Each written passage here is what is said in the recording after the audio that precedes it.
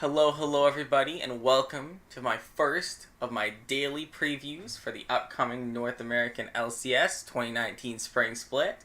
Today, I'll be previewing the games for Week 1, Day 1. What are those games, you ask? Well, the first game, we have Team Liquid versus Cloud9.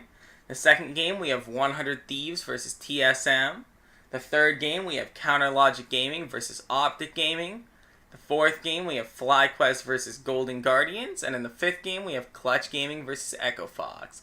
So let's get into it and break down those games. So the first game is Team Liquid versus Cloud9. And in my opinion, this is the game of the day. So I'll go a bit more in depth. It's the first place team versus the fourth place team, according to my power rankings. I think Team Liquid matches up well versus Cloud9. I think they're pretty well built to handle the pressure that Cloud9 is going to be putting out in the top and jungle. And I think that they have a small advantage mid and a pretty big advantage bot that they can perhaps exploit to help them win the game. However, I think Cloud9 has the preparation advantage in the sense that it seems like they've done a lot more practicing. They did a boot camp in Korea, and with keeping 6 of the 7 sort of other players plus the people they sub in the same, I think that there's going to be a lot less new to learn, and the team structure is going to stay the same. So I think that you're going to see a very strong Cloud9 out of the gate. So to go more in depth, in terms of their early game statistics, I've put in their comparative gold differentials at 10 last year. So in the top lane, Cloud9 has the advantage, with Licorice being up 331 gold over Impact's total. In the jungle, Cloud9 also has the advantage, with Svenskeren being up 188 gold over what Smithy is at 10 minutes. In the mid lane, Jensen has the advantage for Team Liquid, being up 204 gold ahead of what Niski was in Europe.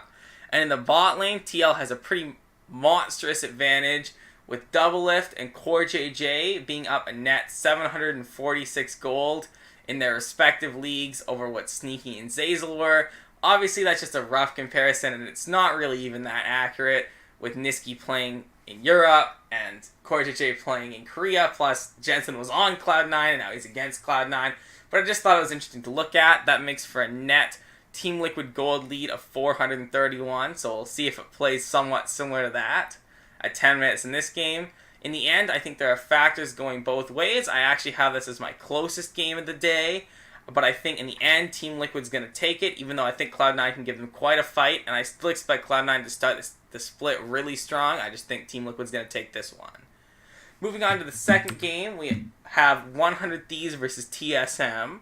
These are the teams ranked 2nd and 3rd in my power rankings. I think 100 Thieves matches up well versus TSM. I think Broken Blade might struggle against a top laner as strong as Someday. I think that while Bjergsen has an advantage mid lane over Huhi, it's not going to be enough to make up for the fact that 100 Thieves has solid advantages everywhere else across the map. And TSM's going to naturally want to play a little bit later and want to play a little bit slower. That only plays into 100 Thieves' hands. However, on that topic, I think the meta favors TSM because the meta is a more early game snowball meta and is more focused around the top side as opposed to the bot side, which is obviously very strong for 100 Thieves. And so I think that having a quick, aggressive meta is definitely to TSM's advantage in this matchup. But in the end, I think 100 Thieves is going to take it. I think that they're going to be too much for TSM to handle, and I think if the game goes late, that they're going to have coordination and level of play that TSM cannot match. Moving into the third game of the day, we have Counter Logic Gaming versus Optic Gaming.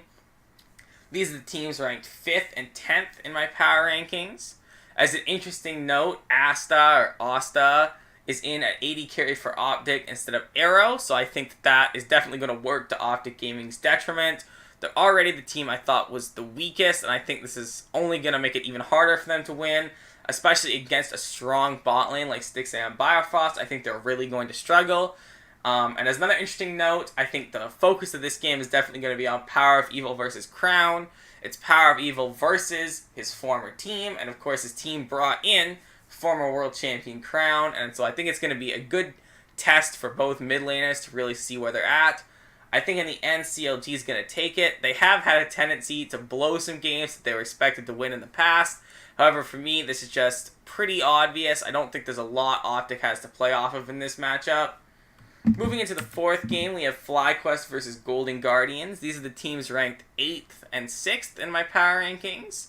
I think FlyQuest matches up decently versus Golden Guardians as they can kind of match Golden Guardians' strong lanes everywhere, and I think they're going to have a bit more synergy. Additionally, Hauntzer has always been a top laner who's been very good when he gets ahead, but he's struggled to actually get those leads in the last year. And I think that Viper, perhaps, if he transitions well into the LCS, might be able to actually get a snowball of some variety. And I think that FlyQuest might be able to use that to their advantage. I think Golden Guardians' talent and experience should be a big advantage early in the split, as they have fairly strong players in every lane, and they have players who've played multiple splits in the past, except for somewhat with Deathly. I think that's going to give them advantage while people are still figuring out sort of team synergy and who's playing where and communication with one another. That prior experience and that just natural talent, I think, is going to make them strong starters. And so my prediction for the winner of this game is Golden Guardians. Moving into the final game of the day, we have Clutch Gaming versus Echo Fox. And even though this is the 7th place versus 9th place in my power rankings, I actually think this is going to be the least close game of the 5. I think the teams have clearly differing win conditions, with Cloud9 playing around a strong top lane with Huni and a strong bot lane with Piglet, whereas Echo Fox is looking to play around their Koreans in the jungle with Rush and mid with Phoenix. I think the Clutch Gaming should come into the season strong, as they have a clear style, a clear way to play around their lanes, and I think that at the start of the split, while teams are still figuring things out, the games tend to be a bit more snowbally, a bit less clean, and that allows for a player like Huni to shine a lot. So I think the Clutch Gaming is also going to be a team that starts to split out quite strong, and as a result, I have Clutch Gaming taking this game. So to recap, I think the game of the day is going to be Team Liquid versus Cloud9. So for my predictions, I predicted Team Liquid to beat Cloud9, although I think that's going to be the closest game of the day.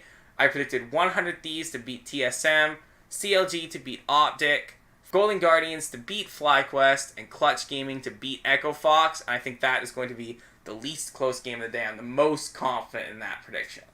So thank you everybody for watching. I hope you enjoyed it, and I hope you look forward to my next episode. It'll be out before game day number 2. Thanks for watching. Bye-bye.